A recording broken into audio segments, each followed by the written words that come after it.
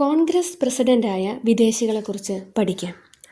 ആദ്യമായി George Yule 1888, പിന്നീട് William വെഡർബൺ 1889 1910. ഇങ്ങനെ 2 വട്ടം കോൺഗ്രസ് പ്രസിഡൻ്റായ ഏക വിദേശിയും വില്യം വെഡർബൺ ആണ്.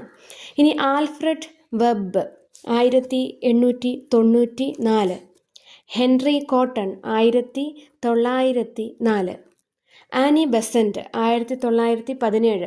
അവർ വിദേശിയാണ് എന്നുള്ളത് മാത്രമല്ല, കോൺഗ്രസ് പ്രസിഡൻ്റായ ആദ്യ വനിതയും ആനി ബെസൻറ്റ് ആയിരുന്നു. നെല്ലിസൺ ഗുപ്ത 1933. ഇത്രയും പേരെയാണ് കോൺഗ്രസ് പ്രസിഡൻ്റായ വിദേശികൾ എന്ന നിലയിൽ നമുക്ക് പഠിക്കാനുള്ളത്. ഏറ്റവും കുറഞ്ഞ സ്വാതന്ത്ര്യത്തിന് മുൻപ് കോൺഗ്രസ് പ്രസിഡൻ്റായ വിദേശികളാണിവർ. ഇനി ഇവരുടെ പേര് ഓർത്തിരിക്കുവാനായിട്ട് ഒരു ചെറിയ കോഡ് കൂടെ പറയാം. അതുമായിട്ട് കണക്ട് ചെയ്ത് ഓർക്കാൻ പറ്റുമെന്ന് ശ്രമിക്കുക. കോഡ് ഇതാണ്: ജോർജ് യൂളിൻ്റെ വെഡ്ഡിങ്ങിന് വെബ് ലൈക്ക് കോട്ടൺ സാരി ഉടുത്ത് ആനിയും നെല്ലിയും പോയി.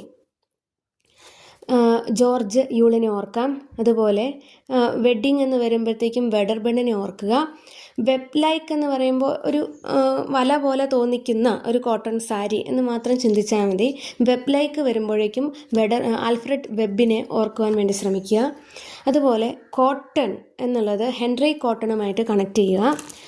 ആനിയും നെല്ലിയും നമുക്കറിയാം, ആനി ബെസൻറ്റും നെല്ലിസൺ ഗുപ്തയുമാണ്.